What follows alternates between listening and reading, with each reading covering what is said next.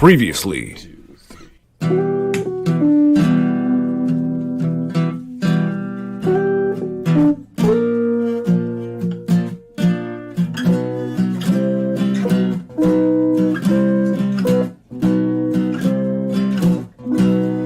X-Rated, the X-Men Animated Review Show.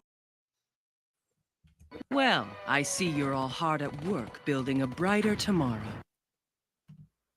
Welcome to A Brighter Tomorrow, X-Goons. It's X-Rated, the X-Men Animated Review Show. Are you ready? I told you I wasn't ready for this. Well, wasn't talking to her. I was talking to you, all of you. And who am I? Well, I am just one of your hosts. I can't help feeling like we're being watched. Did you ever get that feeling? Ball of Andre's Rask? Sometimes, although according to recent Facebook guidelines, we won't be watched very much after the live stream. We get like 30 days or something. Something like that. Yeah. That's on. Only live streams, eh? Like the regular videos stay. They just bumped us up a tier. They just decreased our visibility. Who did? Facebook? Yep. How? Because of that Father's Day post I made. It got a lot of traction. Oh, what the funny one about the toast? The Corsair. Oh, right. Yeah. Anyway. Interesting. Whatever works. Hey. Anyway, who am I? I'm Scolosis, and I have a co-host. Set it loose and let them face their future. Oh, I'm setting it loose. You're a loose. Ball of Andre. Trask. Yes, thank you. Welcome to the show. That intro makes it look like we have a lot of fun here, doesn't it? I love that last shot of you and I laughing.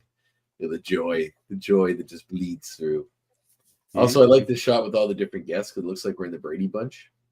I know, right? The very dated reference for the babies out there that are listening. Although I'm guessing if you're watching this or listening to this nostalgia podcast about a cartoon from the 90s, you are probably aware of who the Brady Bunch were, at least of but just aware, like that's before our time, even. Yeah, we had the movie in the 90s. We had the movie with Gary Cole there, or Gary Spider-Man. Huh? The voice of Spider-Man played Greg Brady in that.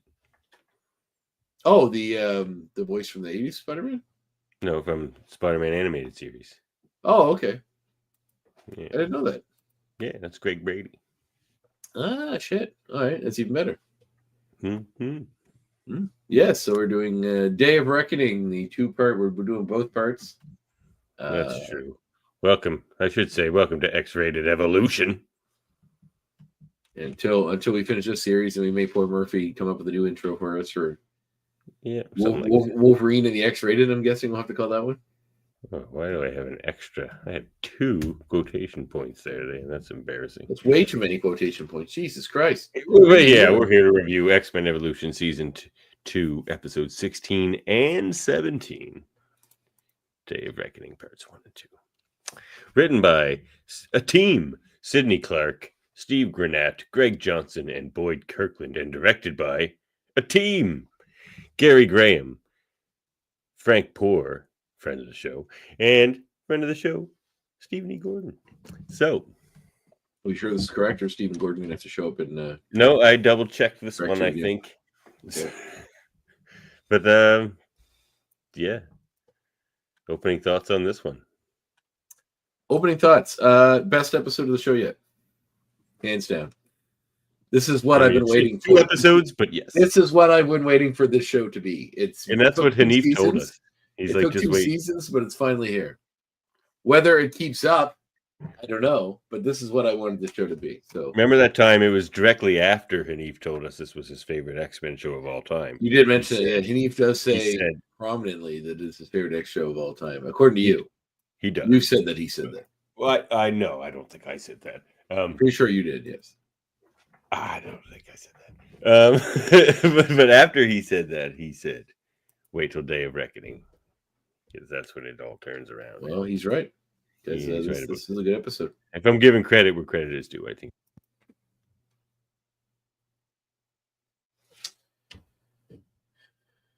Yeah, I'll pick up tomorrow. Sorry, just had a small crisis I had to text someone about. But you're silent. Are you talking? You're muted again. So I don't know why I couldn't hear you.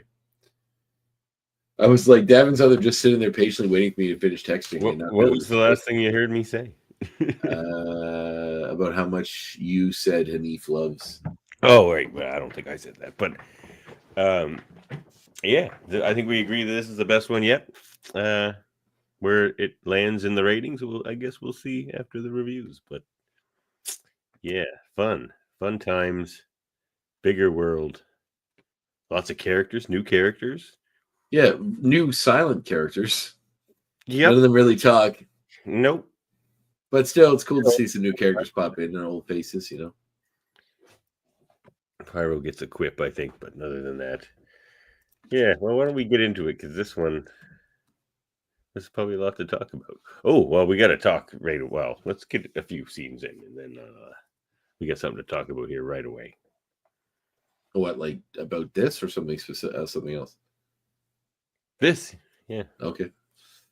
Yeah. So we see Wolverine. Let me see here. I'm trying to do two things at once here. So okay, down with that. Perfect. All right. So we see old Wolverine and Sabretooth once again fighting in the sewers. He's also being followed by these mysterious military men that are cataloging his movements and his abilities while he's interacting with Sabretooth during this fight.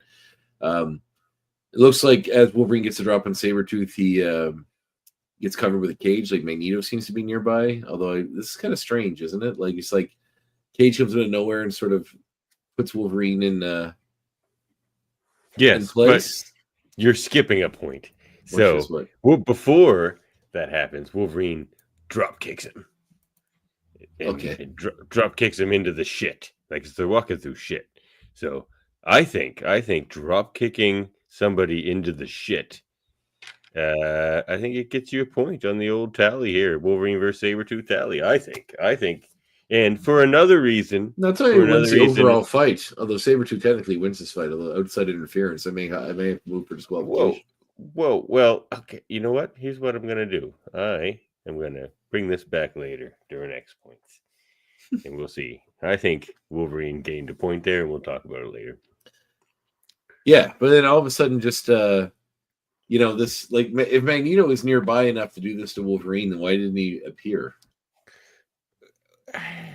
Why wouldn't he just? And also, Magneto's thing though, he's always like hovering outside a window, or like I don't buy that. But also, why didn't he just use just Wolverine has a metal skeleton?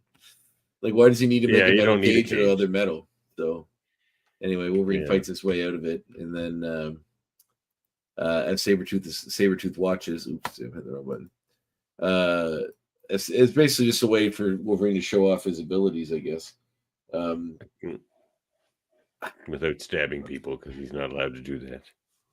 Yes, that is true.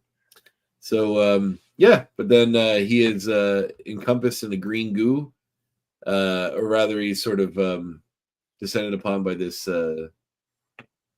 military craft because they're going to try to capture him when we get to the intro.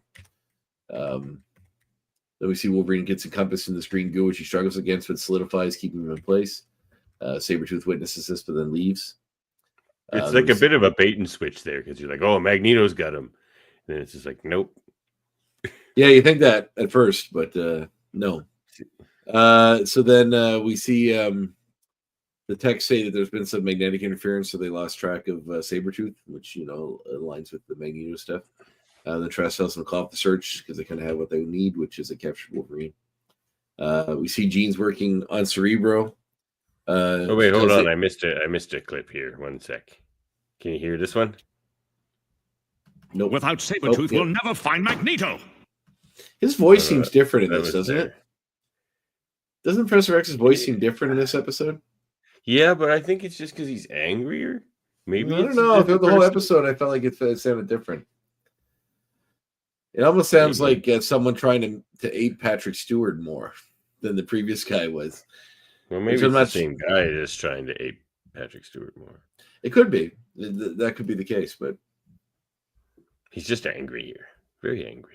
When you throw the episode, when you hear it, it sounds different to me, but that's just me. Maybe. We'll look it up. It looks like it's the same guy based on the wiki. stuff. But anyway.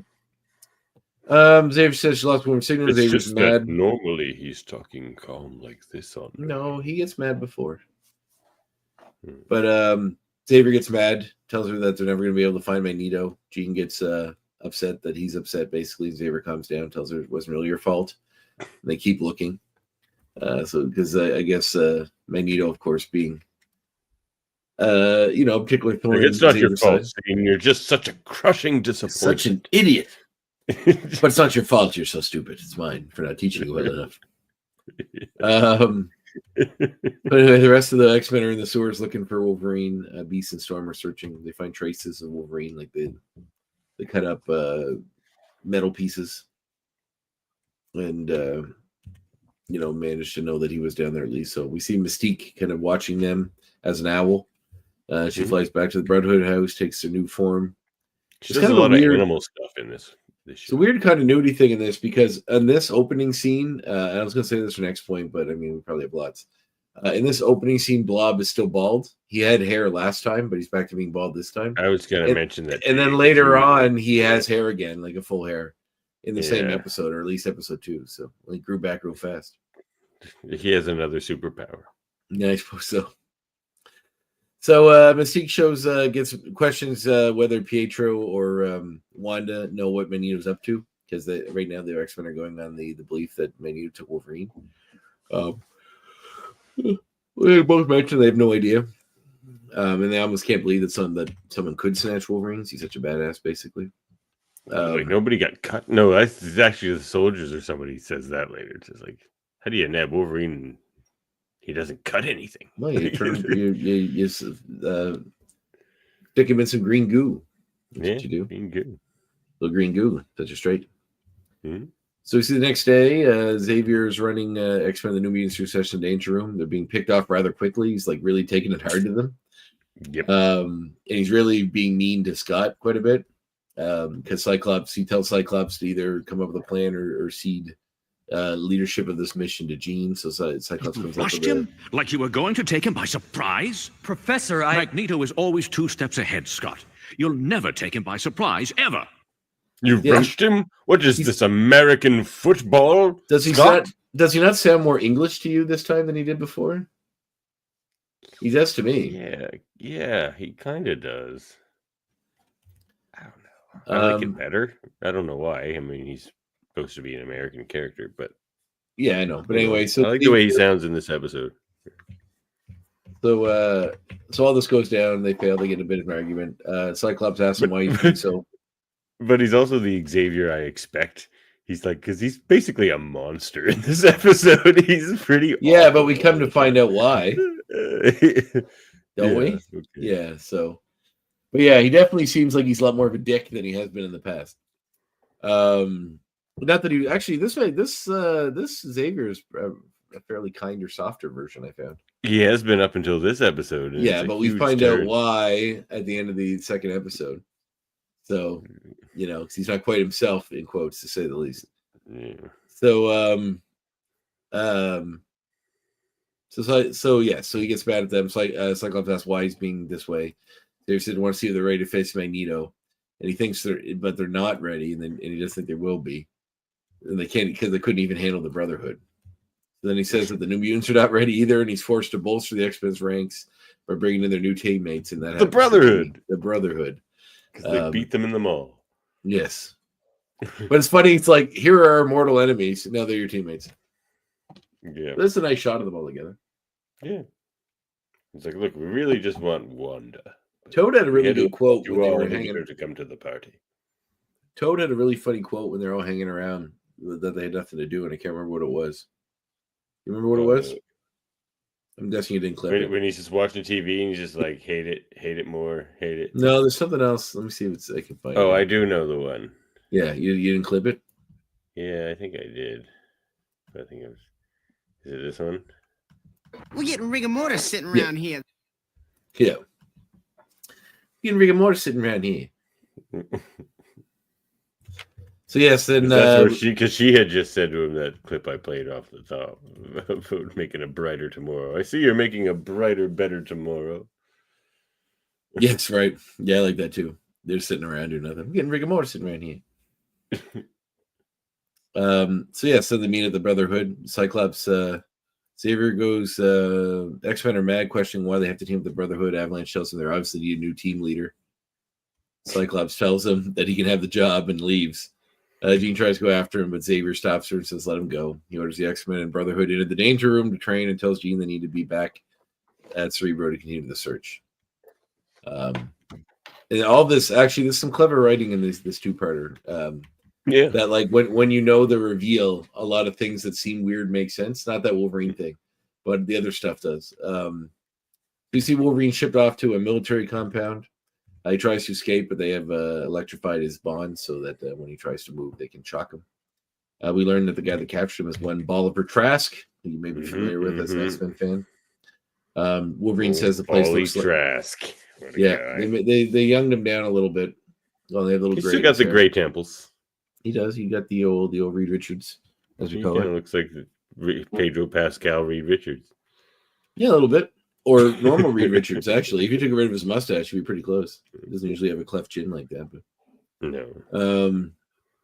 So he said Trask tells him that he worked with S.H.I.E.L.D. Wolverine mentioned it looks like S.H.I.E.L.D. He says they're not S.H.I.E.L.D. Trask says, but he had worked with S.H.I.E.L.D. long enough to learn about the Mutant Menace. And they discovered he had to ensure the survival. He went awful fast into full genetic purity.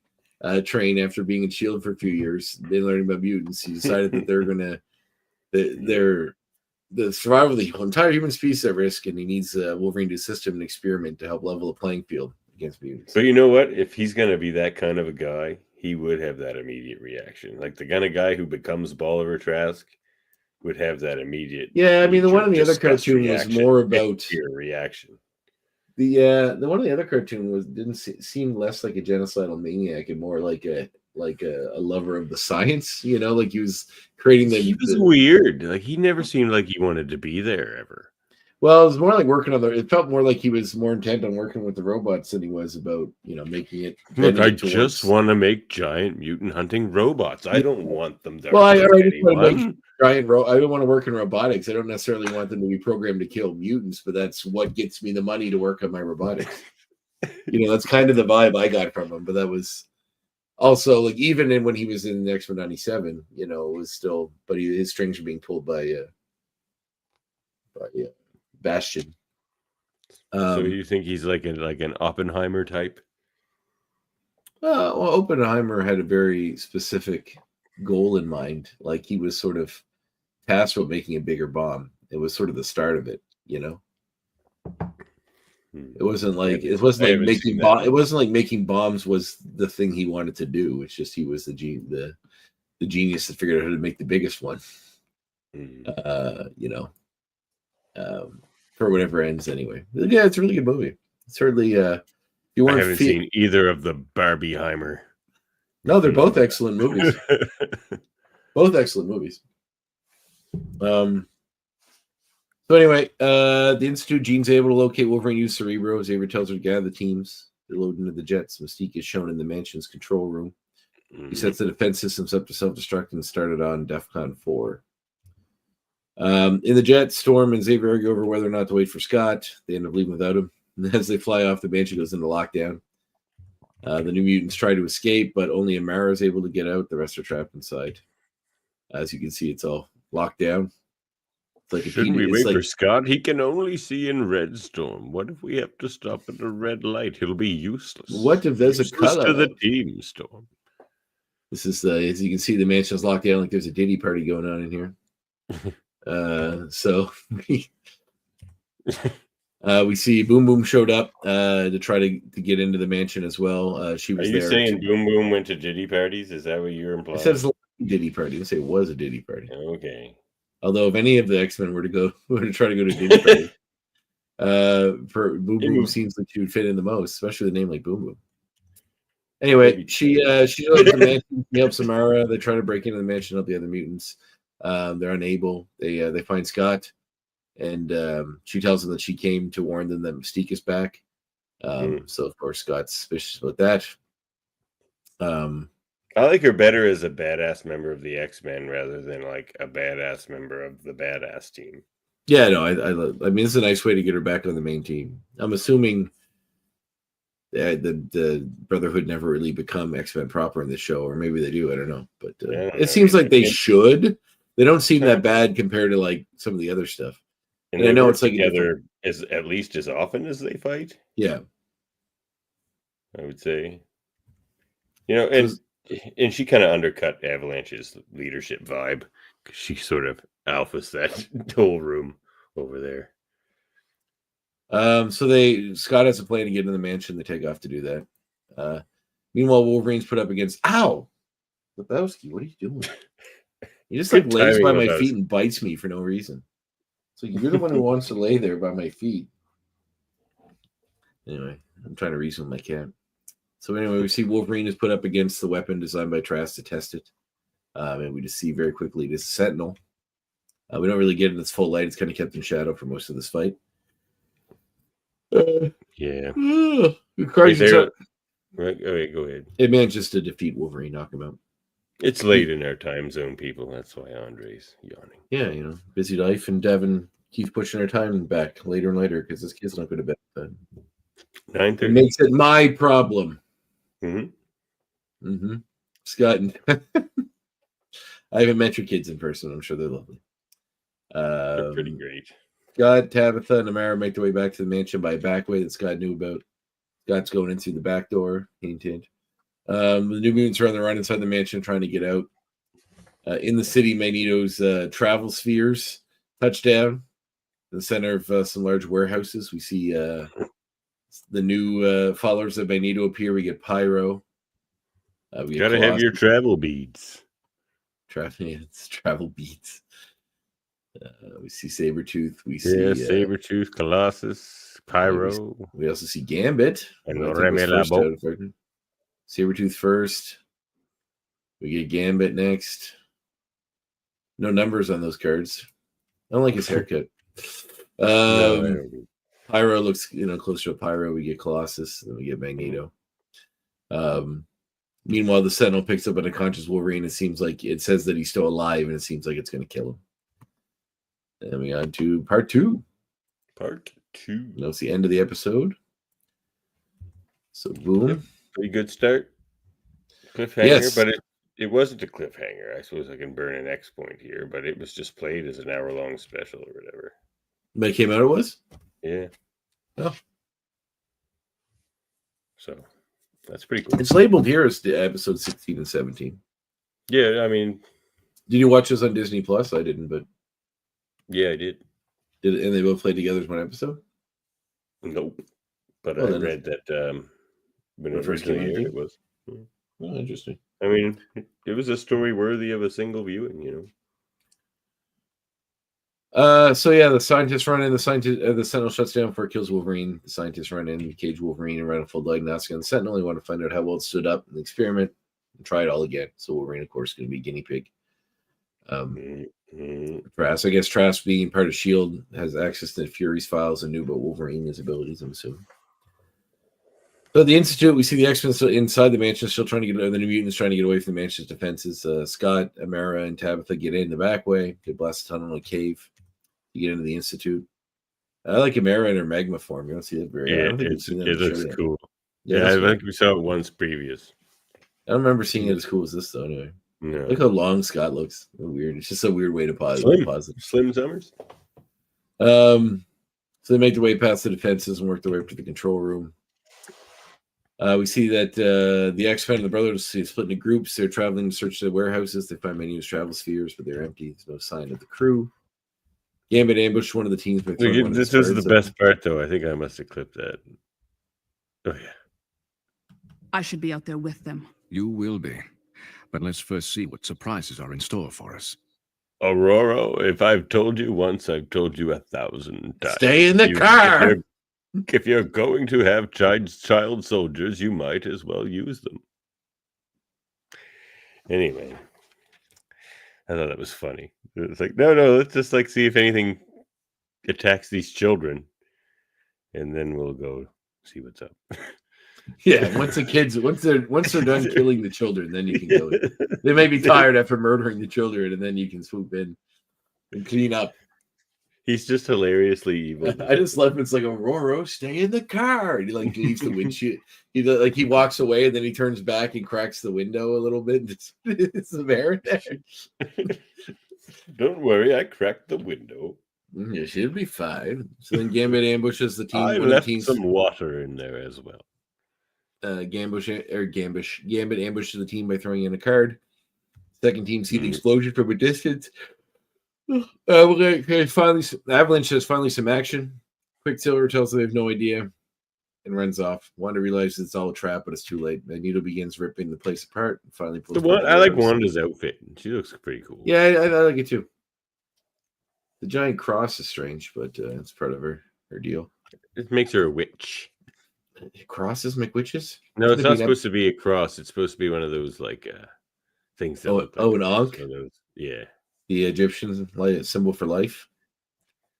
Or something like that. Or like there's so what death from Neil Gaiman's Death series wears? An ankh? Yeah, it's called an ankh. A-N-K-H. It's an Egyptian symbol, means life, if I recall correctly. Yeah, I think it's supposed to be that. We'll see if we get a closer look at it. So you see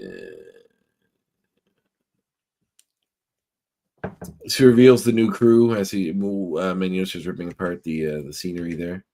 Gamma starts throwing cards. The team scatters. Sabretooth jumps Beast. There's a fun fight scene between Sabretooth and Beast here, which is kind of fun because they're both kind of animalistic villain characters. Yeah, I wanted to talk about that later too. Yeah, sure. Continue. Storm gets sent in, sends some rain after them, puts out the flames the pyro makes. Fries his flamethrower with some lightning. It's a nice spot with Beast here. Beast's kind of having fun and letting loose, which is fun. Yeah. Go happy looks there. Yeah. Magneto wraps a girder around Beast and traps him. Scarlet Witch starts searching the rooftops trying to find Magneto, but can't seem to find him. He's sort of hiding. Back at the Institute, the mutants turn to Scott for leadership. Scott tells them it's too late to shut down the self-destruct and to follow him, and they all run off just before the entire building self-destructs. It's the scene here, which seemingly like it's, what this reminds me of is that like Simpsons episode where they're reading the I think it's the Radioactive Man comic where it's like, Radioactive Man, look out, the sun is exploding again. And then he's like, everything gets blown up. And then it's obvious they couldn't have escaped. And then there's some loophole later where they escape. Hey, Andre, have you ever noticed how men always leave the toilet seat up? That's the joke. This is my You know what it reminds me of is that terrible X-Men movie where go back to that frame. They could have just had Quicksilver run in there all slow-mo and save everybody. Oh, well, there's one good slow. Like, actually, he did that 2 movies. Yeah, I know, but he actually does it with, like, the mansion exploding in that second one. That's true. He was just rescuing, getting over, was it that one when the mansion exploded? In the second one? In the first one, he's just running around, like, messing with the scientists to time in a bottle. But wasn't there an explosion, or there was guns? Or I don't know. It was when he was getting Magneto out of prison. Yeah. Right. So So we see back at Trask's lab, they pick up the X-Men Brotherhood Magneto fight going on right above their heads because Magneto led them all there. Trask tells them he wants Sentinel back online immediately. Above ground, Rogue runs into Gambit, so this is where we get a little nod to their romance. It's like, is the Sentinel back online yet? He's like, not yet. He's just, well, get it online. It's just like, well, what do you think they're doing? They're like, they're literally we're just playing Parcheesi. We didn't know what's going on. We all had bosses like that. It's like, what do you think I'm doing? She seems kind of smitten with Gambit. He hands her a card and then leaves, but it's powered up. She throws it away before it blows her up. So I don't know if this Gambit kind of looks goofy, but I think I've seen pictures of him later, so he might evolve throughout the show. Pun intended. So he Colossus and Toad fight. And they try to squash Toad by throwing various large objects at him. Colossus looks cool. I like that Toad tries to body slam Colossus, but is unable. The Blob comes out, rescues him. Because they're kind of both big guys, so they have a bit of an altercation. Man, Shadowcat faces him through the wall. Then they collapse the building on top of Colossus, hopefully to stop him from getting out. with Avalanche's powers. We see Sabretooth's finally able to knock out Beast. He's getting ready to drop a dumpster on him. Rogue Rush and absorbs Beast powers, use them to knock Sabretooth down. So we got a Sabretooth Beast tally we got to start making. In case this fight continues. Yeah, maybe. They've had a couple of altercations in the comics we might talk about here in a little bit. Wanda manages to still searching for Wolverine, or using her powers to search for Magneto. And then Wanda notices, or Aurora notices that she's going after Magneto and follows her. So we see Quicksilver lets Magneto know that Wanda and the teams are after him. Magneto drops the ground out under the teams. They end up right in the middle of the Trask compound. So Magneto led them all here because of in this. And maybe he's working with Mystique. I don't know. It's a little vague on how. I don't know. I guess that makes sense. So Magneto, because Sabretooth saw what happened to Wolverine, they followed them and know where their secret headquarters are.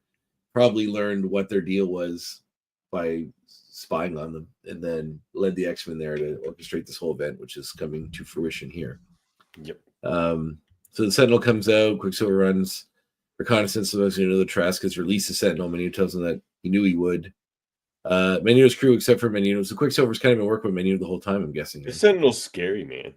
Yeah, I like the Sentinel. It's actually like kind of like a horror movie character more than just a goofy robot. It's dangerous. Like the ones in TAS were kind of inconsistent. Sometimes they would just mow through a bunch of them. Sometimes one. Although that fight in X-Men 97, the first episode back, where they had the big Sentinel fight in the desert. That was awesome. So then Magneto lifts the teams are fighting the Sentinel. Magneto lifts them all back onto the main level so that the world can see them, and tells Quicksilver that now the world will know about them. So there's a big old fight between all the teams and the Sentinel. Nightcrawler's so awesome. Yeah, he is. And a passing newscopter catches it and starts recording this big fight between these powered people and the Sentinel.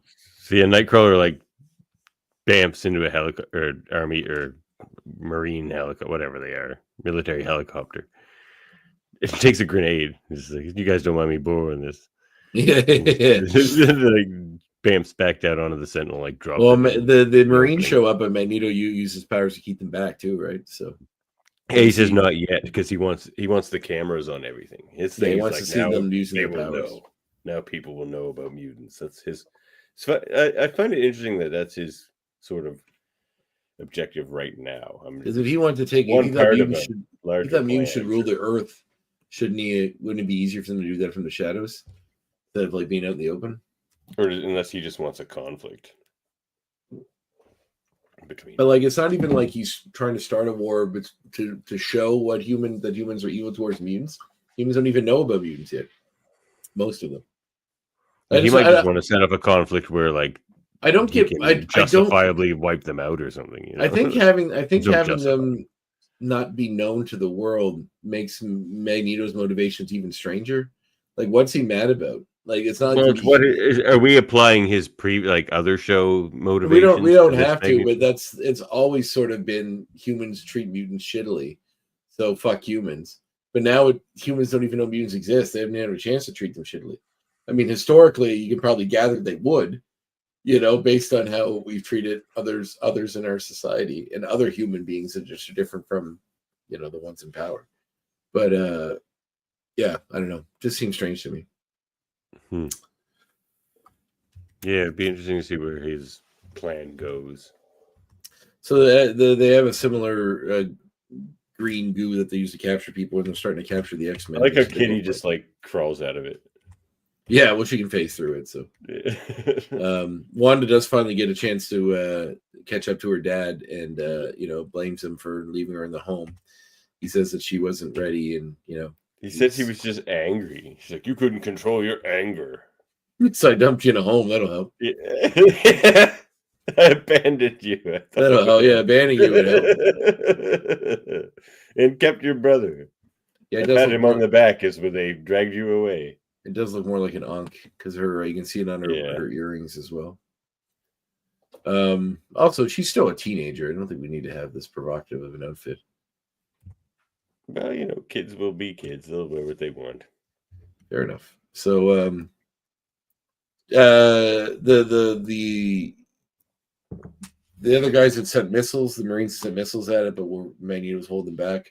When Wanda attacked him and stopped his powers using her powers, the military was able to shoot at Magneto, and he had to try to jump away. But the missiles then were released and hit the Sentinel and made it explode. Wanda's thrown off the like yeah, it was cool. And then Wanda thrown off the roof, but Nightcrawler saves her. They put her in the X-Jet with them. Man, Nightcrawler, he's all over the place in this one, getting the job done.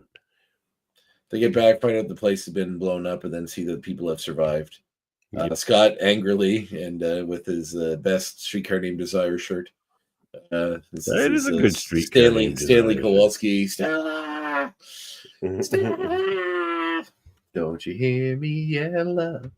Stupid sexy Flanders. What a weird, until I was old enough to understand theater and what Streetcar Named Desire is and actually watch Streetcar Named Desire. You don't realize how silly that Simpsons thing is to turn into a musical and what they do with it, because it's a dark play. It's a good play, but it's a dark play. You're putting me through hell, Stella. I think it's supposed to represent a descent into madness. So Cyclops, why is Mom flying? Yeah, especially when anyway, a lot of Simpsons podcasts. But anyway, Xavier. I had one of those once. I know you did. So Cyclops runs over, grabs Professor X, and says this is all his fault. Throws him to the ground, shocking everyone. Though we find out that he's in fact a Mystique the entire time. And she tells him that she was responsible for everything, and now it's going to get much worse. So we'll see. Dun, dun, dun, dun. Cliffhanger end of the season, which is a new thing for the show. They didn't do that last time. Seemed like a pretty definitive end, but they may not have known they were going back for season 2. I'm guessing they knew they would be back for season 3 in this one. Yeah, end of episode. So I'll make this next point.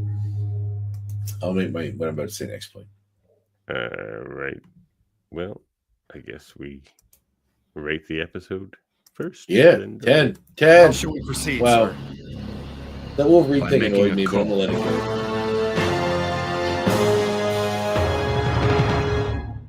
go. What Wolverine thing annoyed you? The fact that Magneto, but I guess Magneto was hovering around nearby because he was kind of doing it all this episode, interacting with what they're doing while not being right there. That's what I was saying earlier. I know, but that's only it's only this episode they did that. He's been hovering before. He hovers. Just lurking. He's lurking. Yeah, he's a lurker. He's 100% lurking in the is. shadows. Yeah, I agree. It's a 10. It was pretty freaking fun. Yeah, it's a good episode.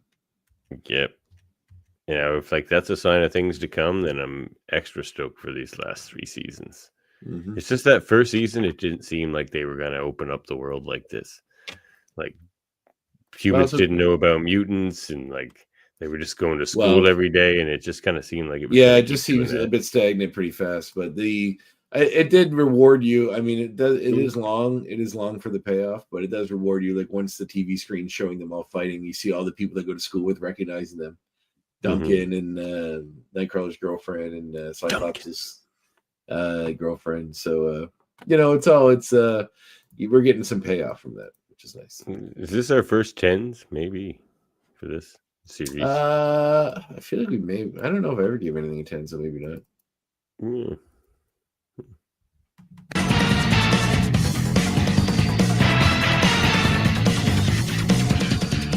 There's no point. I don't care before I lose it. So there's all these little things that from this 2-parter that make it even more clever when you understand it at the end. So the entire time, Professor X seemed more agitated and angry and hard on the kids. And also, he kept using Jean to use Cerebro to try to find Magneto instead of doing it himself, because he wasn't able to do it himself because he wasn't Professor X, he was Mystique. So it's very even that it all sort of comes full circle when you know it, which I thought was very clever. I mean, I guess that's just good writing, but it was cool how they did that. There's little things that if you're paying attention, you may have been able to suss it out earlier. But I thought it was neat how they have all these little things like that. like him being more of a dick, and then of course realizing that he's not acting like he should to be a good Xavier, so then kind of backpedaling after he has an outburst, because that's like the mystique coming through. But the fact that he kept having Jean search for him instead of doing it himself was good, because he's unable because he wasn't him. I did like that. Yeah, that was really clever. They both like using child soldiers, so it's still real what he said to Storm. You know who else likes child soldiers? Magneto. Batman. Yeah, Batman too. Yeah. That's why Spider-Man's the greatest hero of them all, because he doesn't like child soldiers. Spider-Boy? What Spider-Boy? Who's Spider-Boy? Get out of here. The new character that was like the pre-Spider, like the Spider-Man sidekick from a timeline that was erased or everyone forgot about him, I think is the storyline. Dan Slott created him. Oh, well. He's like from a couple years ago. I figured you know about the Spider-Boy business. Well, it's ringing a bell, but at the same time, it sounds like they erased that timeline for a reason. No, it was like a new thing. Like he shows up as Spider-Man sidekick, and he was before, but everyone forgot about him. It's something to do with the Spider-Verse or something. Oh, okay. Yeah, I'm not caught up on that. I should get caught up on that. I'm actually kind of falling behind on Spider-Man. It's a shame. That's your alcoholism, I see, though. I'm keeping up with that. Smuggler's Cove, dark rum. You just drinking dark rum straight? Gross. Yeah, why not? Why not? You mix that shit. It's gotcha straight. Dark rum is not what you drink straight. You put ice in it. Yeah, fair enough. And then in 15 minutes when it waters it down. Yeah, it gets better as it goes.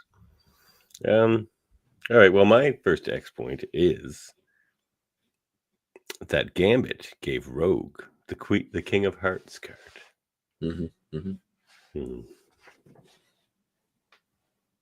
Very sweet. That's it? Very sweet.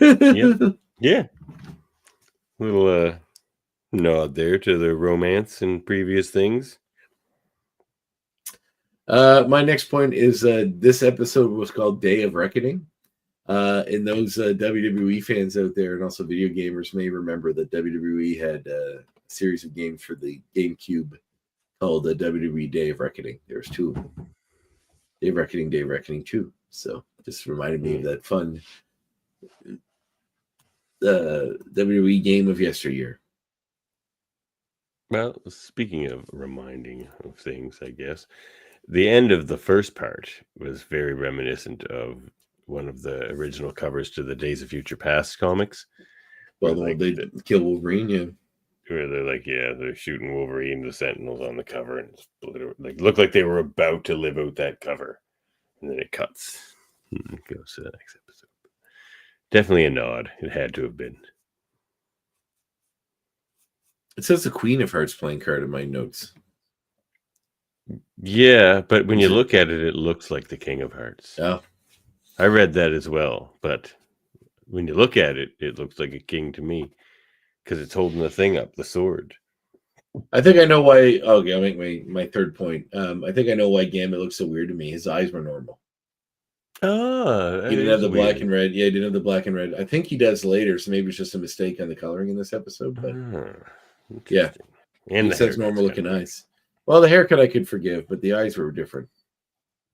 Usually black eyes with a red pupil, right? Yeah. Or red eyes with black pupil. No, you had it right. Black eyes with the red pupils. Yeah. All right.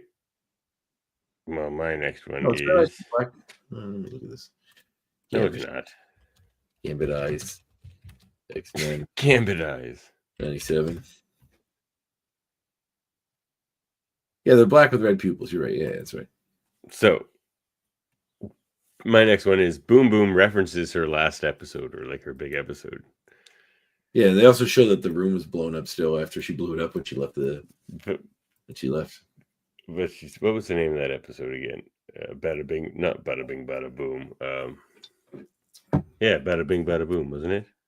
No, that's just the one when she first tried to join the X-Men. What was the other? Yep, Hex Factor.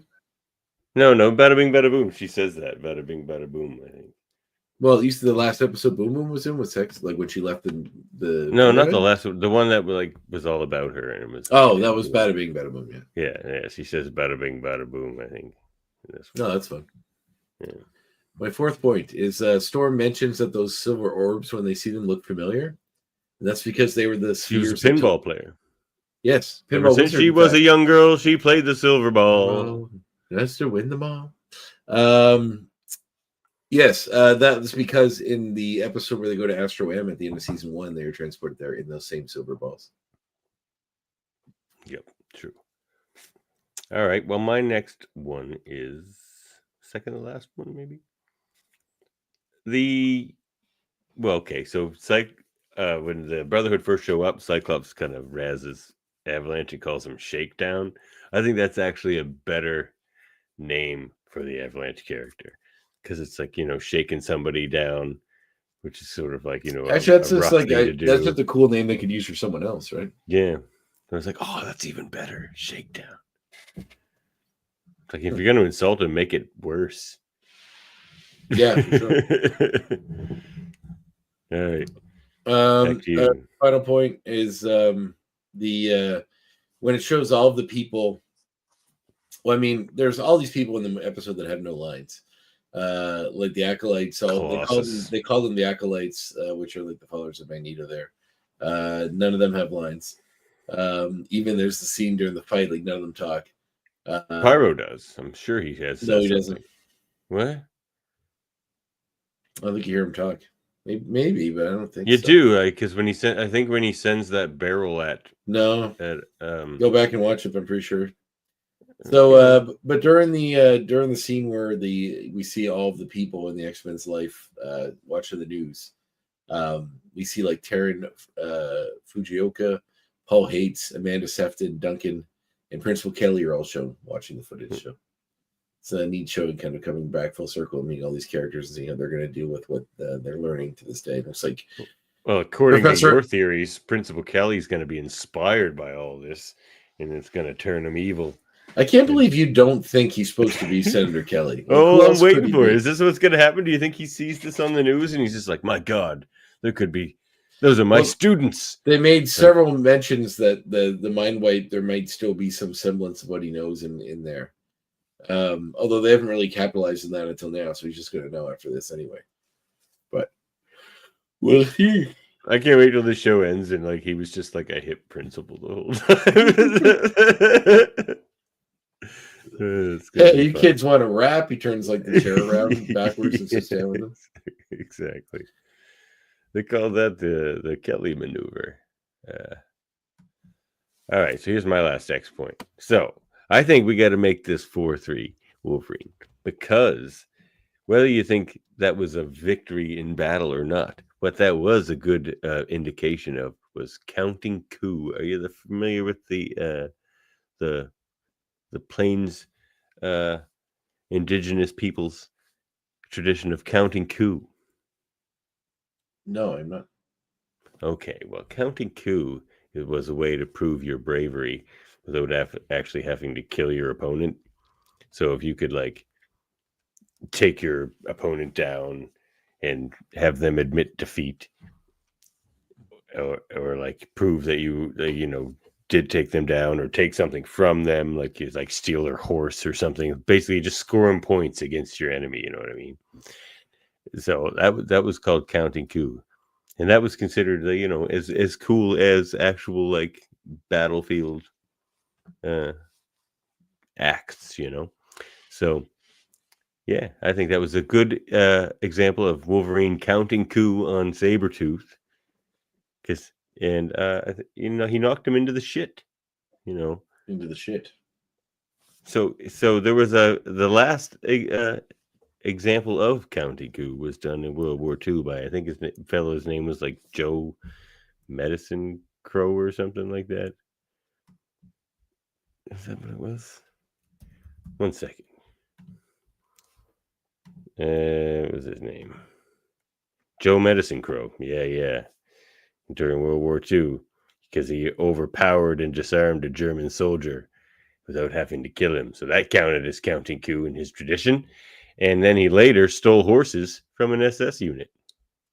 So there's this That's dude out there counting coup during the war, World War II. That's cool. Yeah.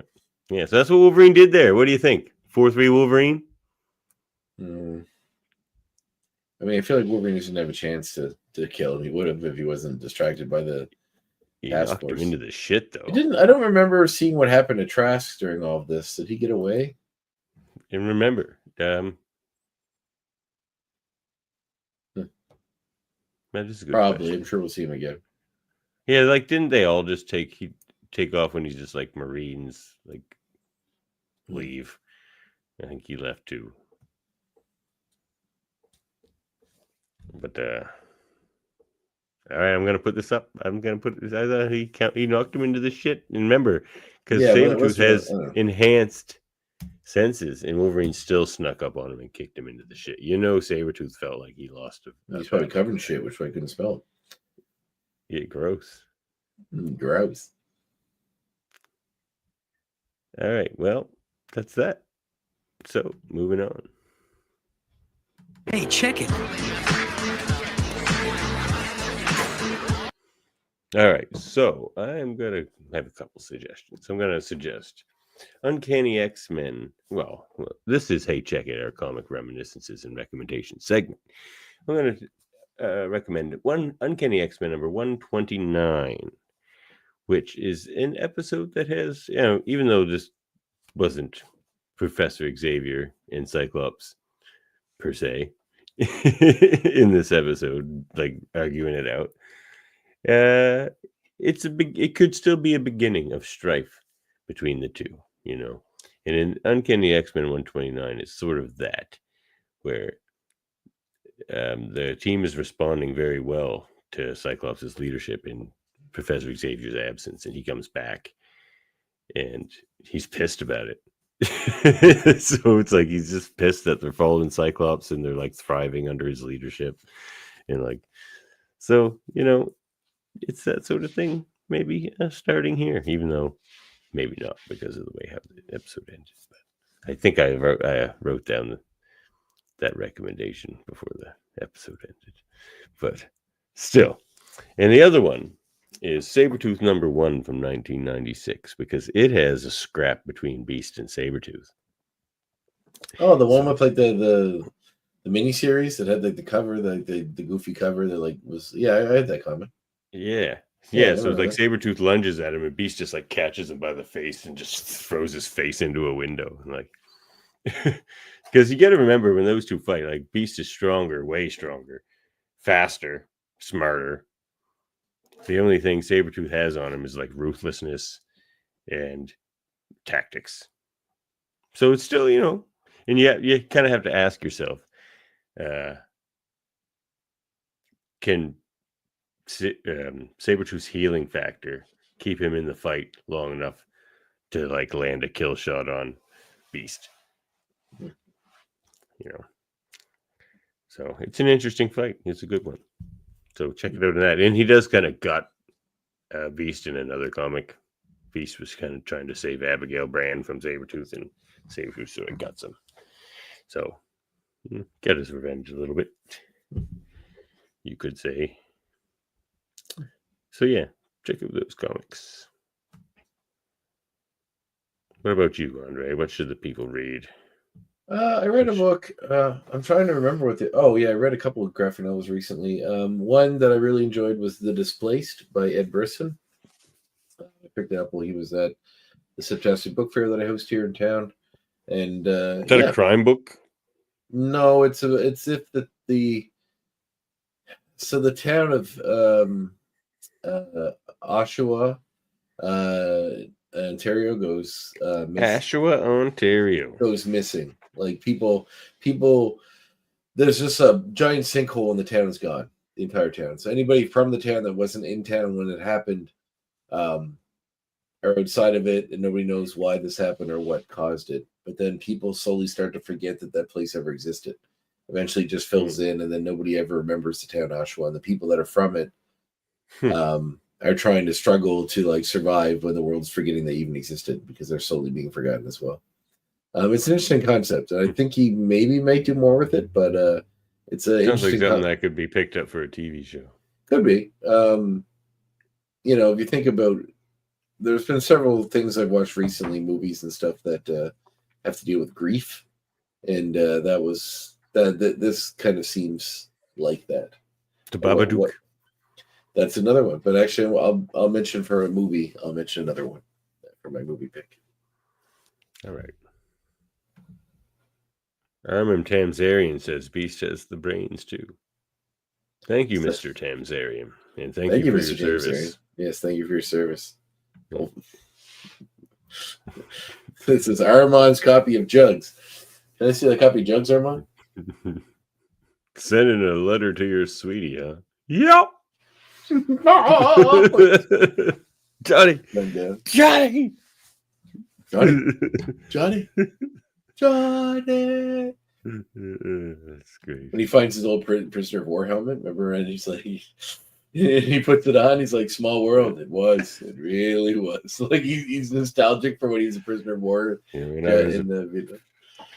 they served us 8 kinds of rice. Yes. I tried to replicate the recipe, but I haven't gotten it right yet. They tried to eat the same gruel they said they made him when he was a prisoner of war. It's so funny. All right, give me my movie vegetables, coconut milk, 3 kinds of rice. Sounds pretty good. That sounds amazing. All right, that was Hey Check It. Don't I have a movie?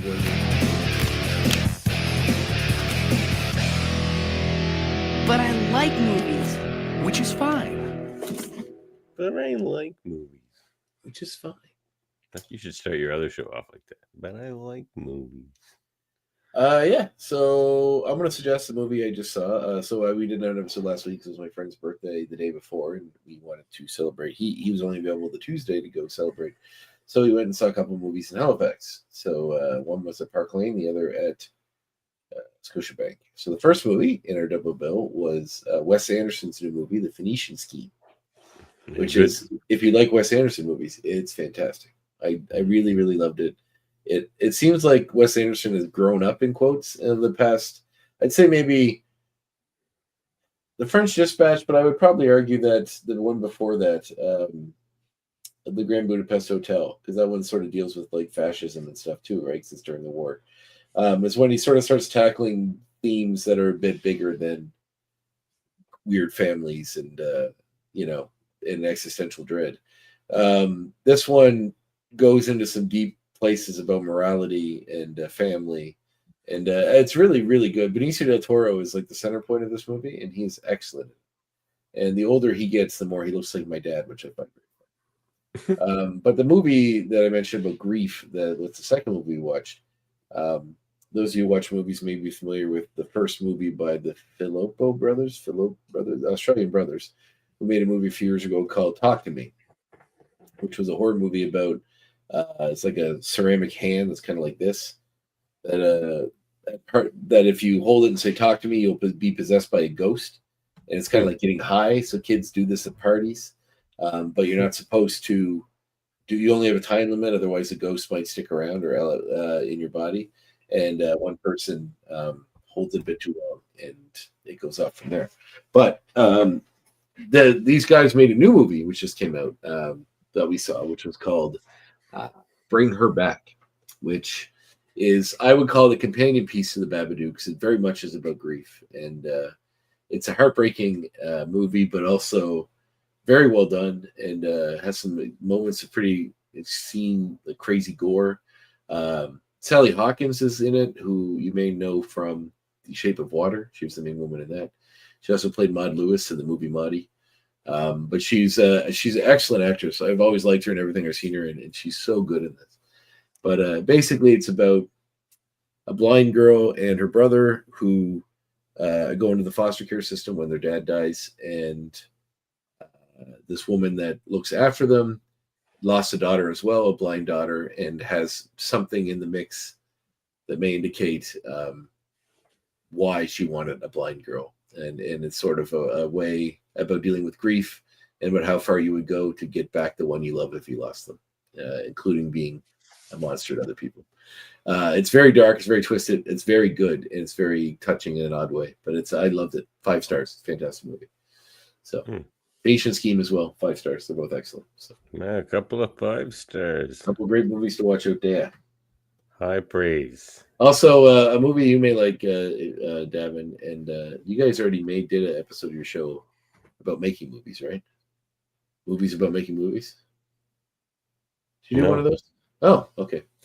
Well, there's a documentary from 1999. We watched at the film nights I do at the local bar last night. It's called American Movie, and if you haven't seen it, I highly suggest it. It's about. I guess our cinema episode was sort of that because it had Matinee and The Tingler, and but that's about going to the movies. This is more, more going to the movies. This is more about making movies. So if you ever do one about that, this guy. It follows this Mark Borchardt, who is this dude who's trying to make this independent movie he's trying to make, and then gets sidetracked by trying to finish one he started a while ago called COVID. And he's trying to get money, and he's getting his friend to help out and his family. And it kind of goes into that category of like The Room, or like the movie about making The Room, The Disaster Artist, or Ed Wood, movies about people that really are passionate about making art but might not be that good at it. And it's very touching. If you ever tried to create something artistically, especially with a group of people, it'll touch your heart in a certain way. So check that one out too. All right. Well, Just imagine what you could teach them in a natural environment.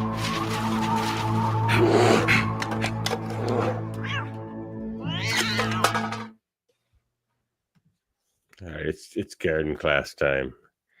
So this is just going to be my yearly public service announcement. Don't let anyone peer pressure you into mowing your lawn. Lawns are stupid. Find something else to do with your space. Don't let anyone peer pressure you based on their own property values because they perceive your lawn to affect their property values. That's all horseshit. That's stupid. My neighbor mows his lawn once a year, and it's ugly as shit, but it's his lawn. I don't care. So it's probably beautiful. It's probably full of wildflowers. Actually, it's more like dead yellowish hay almost. Like I don't know if it's like I think it gets so high that it doesn't get any. It could use some wildflowers. Sunlight. Yeah. Good. That was that. So, anything else? Well, we got through that episode pretty quick, didn't we? Yeah, there was a lot going on. Yeah. 10 out of 10 episode. Maybe we should just leave it at that. Yeah. Good. So, well, everybody join us next week because we're going to have a special episode, X Debated. Right. The second volume of that. We need to come up with 3 debates each, and we don't tell each other about them beforehand. Exactly. What if we overlap? Well, that's why we have a 4th one as a backup. Okay, so 4. Yeah. What if they're all the same? What if I just reword the question but use the same question 4 times? Well, why is Wolverine the best mutant ever? And then the second. How is Wolverine the best mutant ever? And then when is Wolverine the best mutant ever? Well, those are all very different debates. That's true. That's fine. I think that's fine. None of those questions are ones I'll be asking. It's a little lazy, but it's tough. I'm a busy man, but yes, I will come up with some good questions. Yeah, it's fun. Jamil beat us last time, so he's banned forever. We got Ryan up the evil Jamil banned forever. Yep. And Ryan's out for revenge because he already lost to me at X-Men Trivia over on our Trivial Debates sister show over there. Yeah. Oh, speaking of that, actually, I'm hosting a Fantastic Four themed Trivial Debates this month at the end of the month. Oh, that's fun. Yeah. We are competitors being the Daryl from Giant Robot Comics. Oh, nice. Hanif. Former guest on Graphic Histories Podcast. Yep. Hanif, former guest on this show. And who else? Sorry, whoever that is, I'll remember. Oh, X-Man Dan. Sorry, Dan. Yep, X-Man Dan's also competing on that one. Also former guest on this show. So you want to see those three debate about Fantastic Four and be under my thumb somewhat. Check that out. So lots of debates. Fantastic Four debates, X-Men debates next week. Let's argue. Sounds like you got another episode of Hold Up coming. Yep. It's supposed to be on Wednesday, but I don't know. I was tired. Murphy had to walk his dog. So it'll be this weekend. Dog? Yeah, I think so. Well, he must have. He was walking a dog. Yeah, but I think he maybe confirmed it. I don't know. It felt like it was a temporary thing. Oh, he's walking somebody else's dog? No, like he has a dog, but like maybe not forever. I don't know. Maybe it's like he's just like sheltering a dog for a while or something. I don't know. Murphy, found off in the comments about your dog. Tell us. Tell us about the dog. Tell us. So what's the theme for this one? Is this the Quebec movies? No, that one fell through. We'll come back to the Canada stuff. We're going back to like some of the other themes. So I gave you so many suggestions for staff ones. You're not going to use any of them? Jesus. For what? My staff picks. Oh, for Quebec? Yeah, I gave you Quebec. Oh, well, we're coming back to that episode. I gave you Nova Scotia because or Atlantic Canada because you didn't ask me before you that episode. By the way, I noticed. We're gonna do the retractions, but we're gonna need 3 animation ones before the weekend. Oh, I sent those. Oh, did you? Yeah, I did. He mentioned animation. Okay. Yeah, Fern Gully, Heavy Metal, and Paprika. Right. I did send my suggestions. Do you want me to tell you them, or do you want to leave just a surprise for the episode? No, Murphy asked. You can tell us. It was shit. It was Spider-Man Into the Spider-Verse. No, it's a great movie. It was American Pop. The sequel to Spider-Man Into the Spider-Verse. And... No, I mean that movie's really good too, but I don't know. But it's like half a movie because it ends on a cliffhanger. So it's true. Well, but I do really like it. But it has the spot. I think for a singular confined tale, that Into the Spider-Verse does a better job that way. Because it tells the full story in one go. Just hold 1 second. I want to find what the message was. I think American Pop was another one. Oh, yeah. Have you ever watched that? No, but I'm familiar with it. It's like an old like rotoscope one, right? Ralph Bakshi movie. Yeah, Bakshi. Oh, and Flow, the one that won the best animated picture this past year. Oh, in fact, that one should have been one of your movies because it is so fucking good. I thought it was sad though. I don't want to cry. It wasn't. Did you watch it? Did you see it? Oh, you're muted. You're muted, Deb. Did you see Flow? Oh, you should. It doesn't. It's not sad, but it's not like a sad movie. It's got sad elements, but I don't think it's anything that'll make you cry. Especially someone who's deeply invested in the environment as you are, and everyone else should be. Yeah. You'll appreciate it. Yeah, I wanted to see it. I forgot about it. Criterion just announced they're putting it out on as a Criterion disc, so I'm very excited for that because it doesn't actually have a disc release. I think the only one it's getting is a Criterion one, which is really cool. Very cool. Yeah, Criterion had a bunch of I don't know if anybody else cares about this stuff as much as I did. But the Criterion nobody cares about these things as much as you do. No, I'm sure other film nuts do. They announced the new crop of movies coming out soon. Like they always announce the next wave of like 3 or 4 months ahead about what the movies are coming out. So they're doing a Criterion of Flow, which I'm very excited about. And also, This is Spinal Tap is getting a Criterion release. Because it's getting a sequel movie. I know that, but the original This is Spinal Tap is so good. Yeah, it's great. They're also putting out Isle of Dogs on Criterion, the Wes Anderson movie, and the French Dispatch on Criterion. And the Isle of Dogs we covered on Hold Up. I was like, it's a good movie. It's a great movie. Yeah, And they're also doing a 4K release of the Akira Kurosawa movie High Low. And they're doing a box set of Wes Anderson movies, so 10 all 10 of his films from the past 25 years. But I already have them all, except for Isle of Dogs and French Dispatch, so I'll just get those and then we cut up. There you go. But this Spinal Tap's a great movie. It's cool that it's getting a Criterion release. Yeah, but I'm very excited about Flow. I really want to show the movie to my wife. So. Can I? Is that your new guitar? Can I touch it? No, don't even look at it. Our amps go to 11. But can you just make 10 one louder? But our amps go to 11. No, don't even look. Don't even touch it. Don't even. You know, this is my exact skeleton. Except it's not green, but it is green. He's like, blood looks blue. Yeah.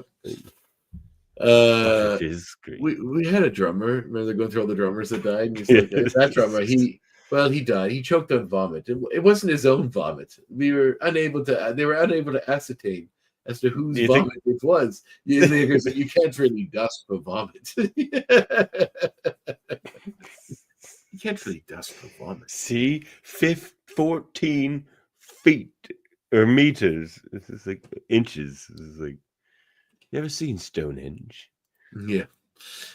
Stonehenge is threatening to be bloody trampled by a dwarf. We showed it at the movie night at the bar not that long ago, and my friend had never seen it, and he was like, and he's a movie guy, but just fell through the cracks. He's like, holy shit, that was funny. He says one of the funniest movies ever was. I know. Why don't they just keep the drummer gag going in the new movie? They should go through like good. 6 more drummers, or like they change the gag up somehow. Like they have just one steady drummer the whole time. I like to see mine in Dublin. Take it in Dublin. Tonight we're gonna rock it. Tonight we're gonna rock it. Tonight. I had a friend in high school. Some of their songs are actually pretty good too. They put an album. Bottom Girls. Yeah. Big bottoms. Talking about mud flaps. My girls got them. Yeah, that's a good song. All right. Well, he's the coolest teacher we got around here, and the nicest.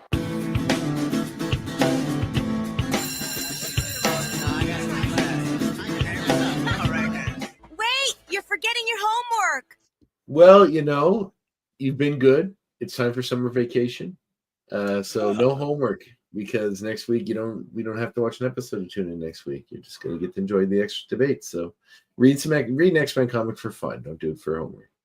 You can vote in the poll on who you think's going to win the X debate. Yeah, Ryan is running away with. Only one person voted for me, and it was me. So yeah, sorry, man. I know. Only one person other than me voted for me, which was Daniel. Nobody believes in old Andre. No, I mean, people are smart. Ryan's got a real good chance, but we'll see. We'll see how it goes.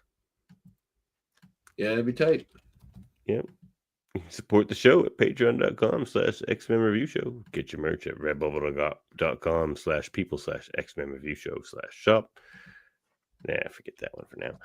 Contact us at xmenreviewshow@gmail.com. Find our audio-only version wherever you get your podcasts. Please like, review, and subscribe. Give us some reviews. There's still not that many reviews out there. And I know some of you are watching. Some of you are listening. Do you see how many people are watching the stream? Are you able to see that? At this very second? Yeah. There's only it tells you. Oh, that's cool. You don't have to tell us. It's fine. It's not many right now. It's been dropping out. It's been synced. I think we're boring them in the last 10 minutes. There's 3 people left watching us live right now. Oh, shit. All right. Well, thanks. But these things are like not correct, because when you go back and look after the fact, no. When you go back and look after the fact, there's always way more than what it always says up on here. So I don't know. I don't know how they get those. Follow us on YouTube, Facebook, and Twitch, and check out our whole family of podcasts at ufpodcast.com, including the Graphic Histories Podcast. Is that the voice of God? It's my God, for sure. Yeah, check out a new episode. New episode is dropped with Don Walker. Really fun little Is that chat. like how everybody sees Galactus looking sort of like them? So like everyone hears their god sounding like them. So Is that a thing in the Marvel what, the universe? Galactus thing? Yeah. No, in the comics universe, yeah. So he looks like whatever person he's playing. Yeah, like Skrulls, he looks like a Skrull. I feel like I remember that. Yeah, Yeah. interesting. Hmm. Yeah, maybe so.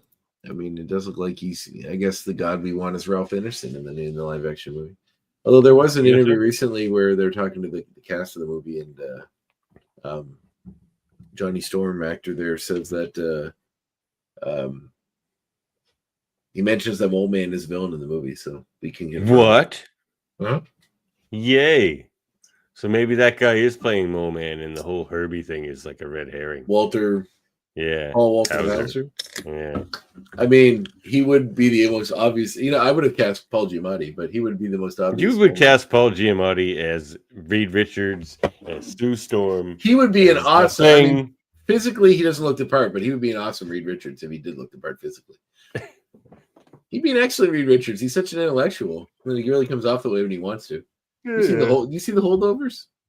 No. What? Oh, baby, don't you think gotta so. go watch. You gotta go watch the holdovers. Is that a movie or a show? You familiar with Alexander Payne? I don't think so. He did the movie Sideways, the wine movie. Okay, I know that movie. He did the movie Election with Reese Witherspoon. He did the movie Being About Schmidt with George. Yeah, so he makes a lot of movies that are sort of like that was his newest movie. Paul Giamatti plays like a teacher at a school in the 70s, where a boarding school where over Christmas the students that don't go home are called the holdovers, and the teacher has to stay and look after them. And he's the teacher that gets stuck with one of the kids that he doesn't necessarily get along with. And yeah, it's actually a really touching movie about found family. And but he's so good in it. He definitely deserved an Oscar. I'm sad he didn't get nominated. Or he might have been nominated, but he didn't win. But he was excellent. The year that it wasn't last year's, the year before. But he lived to fight another day. Sure. Well, I guess so Don Walker, new episode. Really cool chat with him, and I don't have one. It was a good chat. I don't have one recorded yet for the next episode, so I'm hesitant to give you a name, but there is someone I'm probably going to be talking to tomorrow night. Also, a couple other people that reached out to me that are fans of the show that want to be on the show that are comic creators. So I'm just figuring them out. And then also Paul Jenkins reached back out to me and wants to coordinate a meeting. So yeah, I want to have him on the show, which is really cool. That is awesome.